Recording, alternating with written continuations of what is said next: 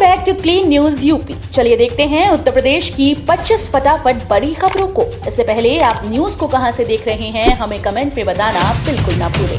साथ ही हमारे Facebook page को भी फॉलो करें। फेसबुक पेज का लिंक डिस्क्रिप्शन में दिया गया है। गाजियाबाद के लोगों के लिए अच्छी खबर, 5 जनवरी से दौड़ेंगी low floor electric buses. Uttar Pradesh के गाजियाबाद के लोगों के लिए खुशखबरी है। दरअसल उत्तर प्रदेश शहरी विकास विभाग के अधिकारियों ने कहा कि अगले साल 5 जनवरी को गाजियाबाद में 15 लो फ्लोर वातानुकूलित इलेक्ट्रिक बसेस का पहला बैच शुरू होगा। गाजियाबाद को ऐसी 50 बसेस मिलने वाली हैं जो इस परियोजना के तहत कई चरणों में शुरू किए जाने की संभावना है। यूपी राज्य सड़क परिवहन निगम के अनुसार राज्य शहरी विकास विभाग ने एक संचार जारी किया, जिसमें विभाग ने 5 जनवरी 2022 को ई बस सेवा शुरू करने की संभावित तिथि निर्धारित की है। यूपी के इस विभाग में महिलाओं के लिए गुड न्यूज, बढ़ गए मैटरनिटी लीव के दिन। बच्चों की देखभाल के लिए भी मिलेगी छुट्टी।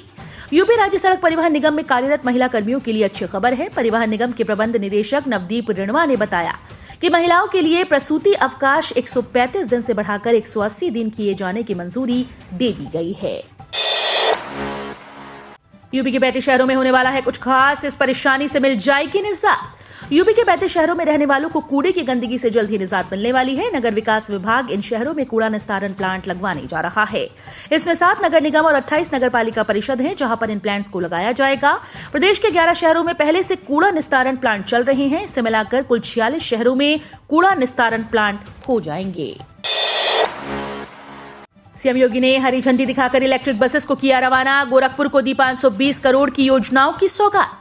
मुख्यमंत्री योगी आदित्यनाथ ने गोरखपुर को इलेक्ट्रिक बसेस और 520 करोड़ की विकास योजनाओं की सौगात दी। उन्होंने हरी झंडी दिखाकर 15 इलेक्ट्रिक बसेस को रवाना किया। इस मौके पर उन्होंने 24 करोड़ की लागत से बने नगर निगम के नए सदन का लोकार्पण भी किया। साथ ही नगर निगम के मुख्य गेट पर स्थापित ब्रह्मलीन गोरखपीठाधीश्वर महंत अवेद्यनाथ की प्रतिमा का अनावरण किया।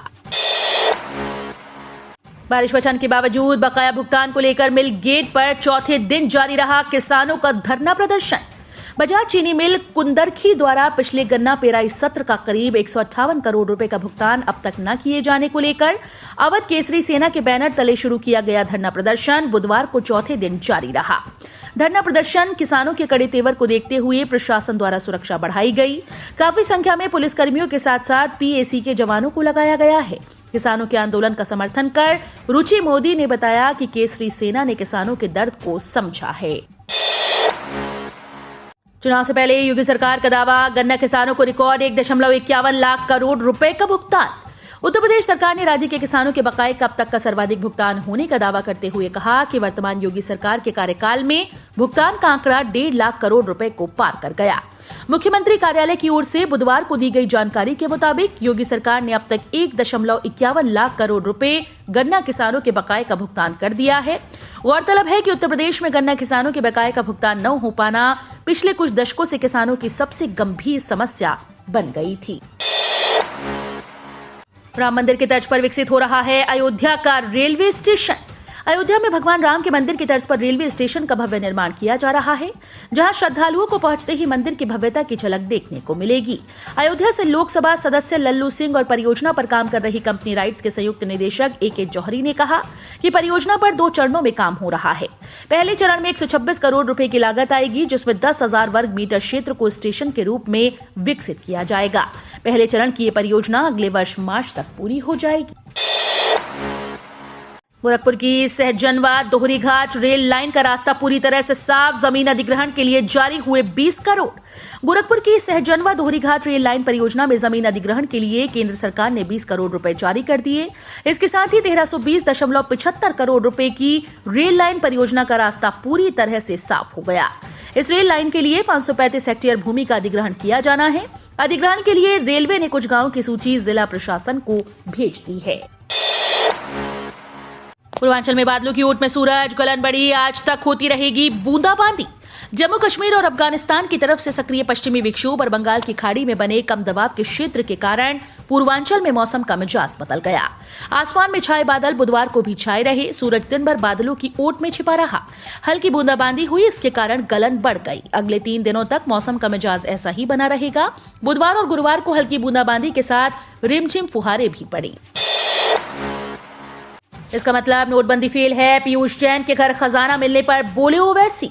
एआईएमआईएम प्रमुख असदुद्दीन ओवैसी ने यूपी के कानपुर में एक व्यापारी के यहां से करीब 196 करोड़ रुपए कैश बरामद किए जाने को लेकर पीएम मोदी से सवाल पूछा।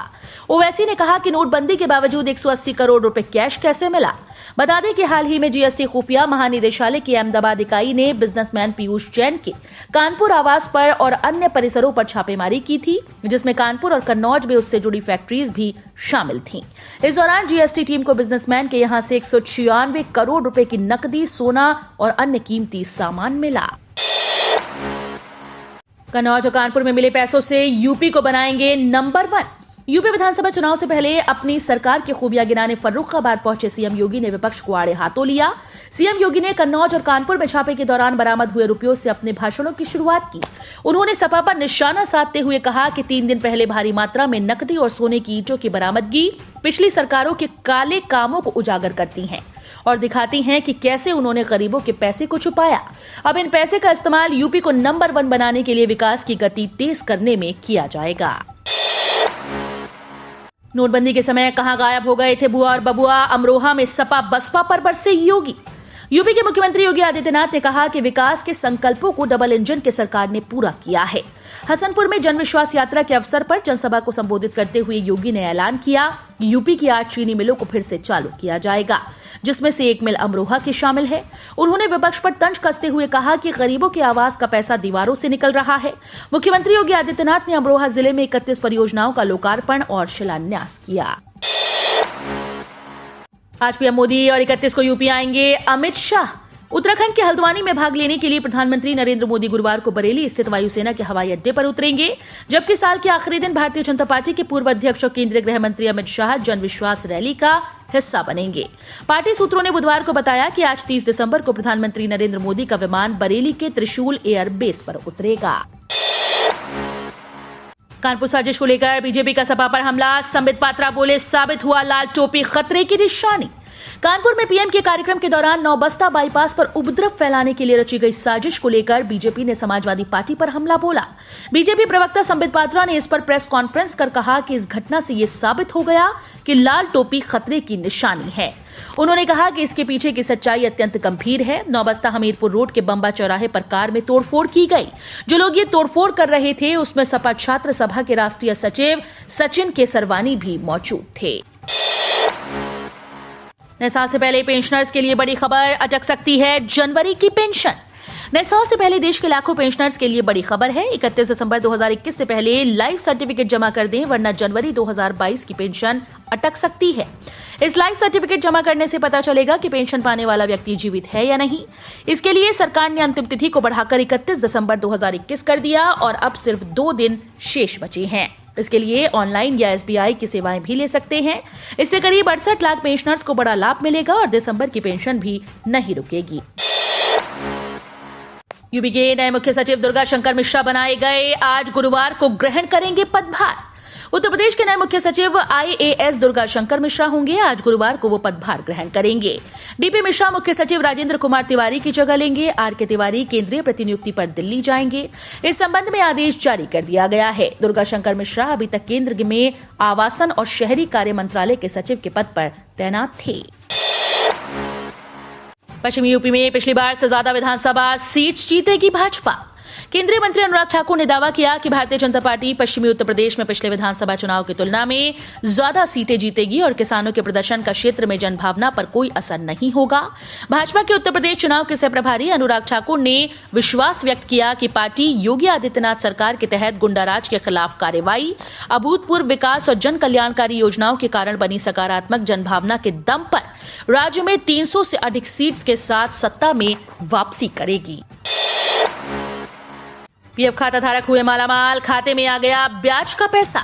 अगर आप किसी सरकारी या गैर सरकारी संस्था में नौकरी करते हैं और पीएफ कट रहा है तो ये खबर आपके लिए बहुत महत्वपूर्ण होने जा रही है। ईपीएफओ ने पीएफ खाता धारक के खाते में ब्याज की रकम ट्रांसफर कर दी, जिससे करीब 6 करोड़ से ज्यादा कर्मचारियों को फायदा हुआ। वित्त वर्ष 2020-21 के लिए 22.55 करोड़ भविष्य निधि खातों में 8.50% की ब्याज दर जमा की है। दुनिया भर में बुरा गुजरा क्रिसमस वीक। 11% बढ़े कोरोना केसेस। भारत में तीसरी लहर का खतरा। कोरोना वायरस के केसेस में दुनिया भर में तेजी से इजाफा देखने को मिला है। रविवार को समाप्त हुए वीक में पहले वाले सप्ताह के मुकाबले 11% ज्यादा नए केस पाए गए। विश्व स्वास्थ्य संगठन ने बताया कि 20 से 26 दिसंबर के दौरान दुनिया भर में 49 लाख तक नए कोरोना केस पाए गए हैं। सबसे ज्यादा केस अमेरिका, ब्रिटेन और फ्रांस जैसे देशों में मिले। WHO ने कहा कि दुनिया भर में अक्टूबर के बाद से ही नए केसेस में इजाफा देखने को मिल रहा है। सीएम योगी की बड़ी घोषणा, यूपी में इन लोगों को मिलेगा बड़ा मानदेय, साथ में 5 लाख का बीमा भी। बेसिक शिक्षा परिषद के विद्यालयों में कार्यरत अंशकालिक अनुदेशकों और रसोइयों की मांग को पूरा करते हुए यूपी के मुख्यमंत्री योगी आदित्यनाथ ने 27,546 अंशकालिक अनुदेशकों के मासिक मानदेय में 2,000 रुपए और 3,78,000 रसोइयों का मानदेय 500 रुपए की मासिक बढ़ोतरी करने का ऐलान किया है। झारखंड की हेमंत सोरेन सरकार का बड़ा फैसला, 1 लीटर पेट्रोल पर घटाए 25 रुपए। झारखंड की हेमंत सोरेन सरकार ने अपने कार्यकाल के 2 साल पूरे होने पर पेट्रोल की कीमतों में बड़ी कमी करने का फैसला किया। मुख्यमंत्री ने आज कहा कि पेट्रोल डीजल के मूल्य में लगातार इजाफा हो रहा है। इससे गरीब और मध्यम वर्ग के लोग सबसे ज्यादा प्रभावित हैं। वैसे राशन कार्डधारी यदि अपने मोटरसाइकिल या स्कूल में पेट्रोल भराते हैं तो उन्हें 25 रुपए प्रति लीटर की दर से हम राशि उनके बैंक खाते में ट्रांसफर करेंगे। ये व्यवस्था 26 जनवरी से लागू करने जा रहे हैं। एक गरीब परिवार प्रतिमाह 10 लीटर पेट्रोल तक की राशि प्राप्त कर सकता है। गोरखपुर को कल मिली इलेक्ट्रिक बसेस की सौगात, आज से इन रास्तों पर सफर होगा आसान। सीएम योगी आदित्यनाथ बुधवार को गोरखपुर में 15 इलेक्ट्रिक बसेस को हरी झंडी दिखाई। शहर के विभिन्न 3 रूट्स में ये बसें आज गुरुवार से नियमित संचालित होने लगेंगी। सुबह 5:30 बजे से रात 10 बजे तक बसेस निर्धारित रूट पर दौड़ेंगी। इन बसों में न्यूनतम किराया 5 रुपए तो अधिकतम 25 रुपए होगा। पीएनबी में है अकाउंट तो आपको होने वाली है बल्ले बल्ले, अब होगा 8 लाख रुपए का फायदा। पंजाब नेशनल बैंक के ग्राहकों के लिए अच्छी खबर है। बैंक ने अपने ग्राहकों के लिए बेहद अच्छी पेशकश की। अगर आप भी पीएनबी बैंक के ग्राहक हैं और आपको इमरजेंसी में पैसों की जरूरत है तो आपके लिए बैंक स्पेशल सुविधा लाया है। अब बैंक अपने ग्राहकों को आसानी से 8 लाख रुपए की सुविधा दे रहा है। अगर आपको भी पैसों की जरूरत है तो आप बैंक से इस खास सुविधा के तहत पैसा उठा सकते हैं। दरअसल पंजाब नेशनल बैंक अपने ग्राहकों को इंस्टा लोन के जरिए 8 लाख रुपए तक का फायदा दे रहा है। आंवला से 3 बार सांसद रहे राजवीर सिंह का निधन, नोएडा के अस्पताल में ली अंतिम सांस। यूपी में बरेली की आंवला लोकसभा सीट से 3 बार सांसद रहे राजवीर सिंह का लंबी बीमारी के बाद नोएडा के एक अस्पताल में निधन हो गया। वो 83 वर्ष के थे और काफी समय से अस्वस्थ चल रहे थे। पूर्व सांसद राजवीर सिंह जनसंघ जनता पार्टी भाजपा में सांगठनिक जिम्मेदारियां संभाल चुके थे और उनकी गिनती पूर्व प्रधानमंत्री स्वर्गीय अटल बिहारी वाजपेयी, पूर्व गृह मंत्री लाल कृष्ण आडवाणी और पूर्व मुख्यमंत्री स्वर्गीय कल्याण सिंह के बेहद करीबियों में होती थी। नए साल में किसानों को पीएम मोदी का तोहफा, 1 जनवरी को जारी करेंगे सम्मान निधि की 10वीं किस्त। नए साल का पहले दिन देश के किसानों के लिए खुशियां लेकर आएगा। प्रधानमंत्री नरेंद्र मोदी 1 जनवरी को दोपहर 12:30 बजे वीडियो कॉन्फ्रेंसिंग के जरिए पीएम किसान सम्मान निधि योजना की 10वीं किस्त जारी करेंगे।